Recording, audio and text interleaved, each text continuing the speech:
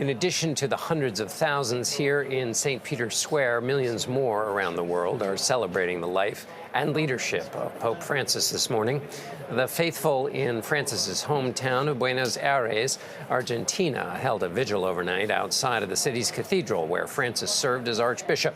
Francis made pastoral visits to 68 countries on 6 continents, but after he left his native Argentina to attend the conclave in which he was elected Pope, he never returned home. Christian Benavides recently visited Buenos Aires. Christian joins us this morning from Panama, the last Latin American country Francis visited. Good morning, Christian. Good morning, John. It was 2019. World Youth Day was being celebrated here in Panama. About 700,000 people came here to watch Pope Francis. He was a pope from Latin America, and so he symbolized so much to the 40% of the world's Catholics that reside in the region. We went to his hometown and we spoke to folks who still remember him as someone of the people. Take a walk through the unassuming working-class neighborhood of Flores in the city of Buenos Aires, and it won't be long before running into someone with a story about the time they met the Pope. ¿En algún momento logró conocer al Papa? Sí, sí, claro. Valeria de Ricio met Pope Francis while singing in the church choir. Es un papa muy querible y nosotros lo queremos mucho. Mirta Malagreca met him as auxiliary bishop. Lo simple, lo bondadoso. Simple and kind is how she remembers him. Before becoming Pope Francis, he was Jorge Mario Bergoglio, born in 1936. His parents immigrated to Argentina from Italy.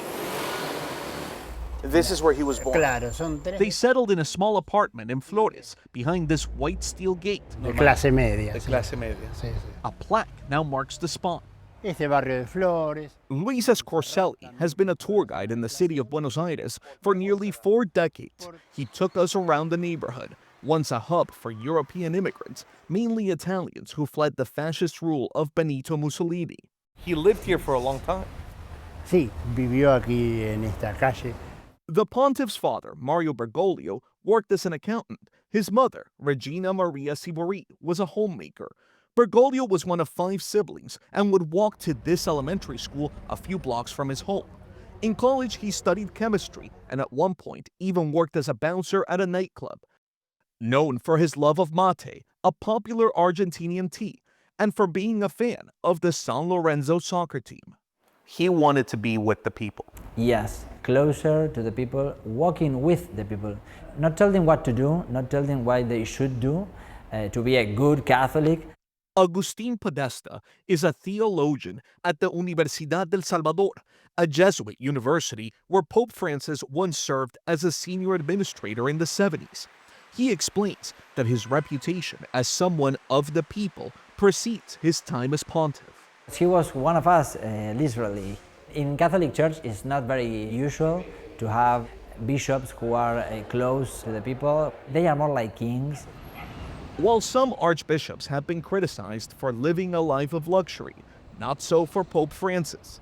In 1992, he became auxiliary bishop, and then in 1998, he was named Archbishop of Buenos Aires. He refused an opulent residence and lived in a modest apartment near the cathedral.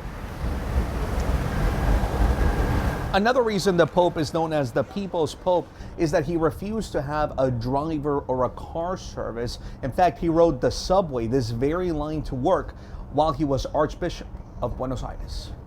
He made it a point to use public transit to preach in some of the city's poorest neighborhoods, known as villas.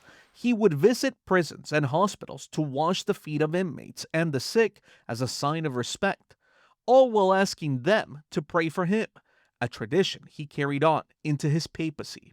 He invites to the church to welcome everyone, as he said. And that means that we have to value the person and we are not in a position to judge anyone. He said that.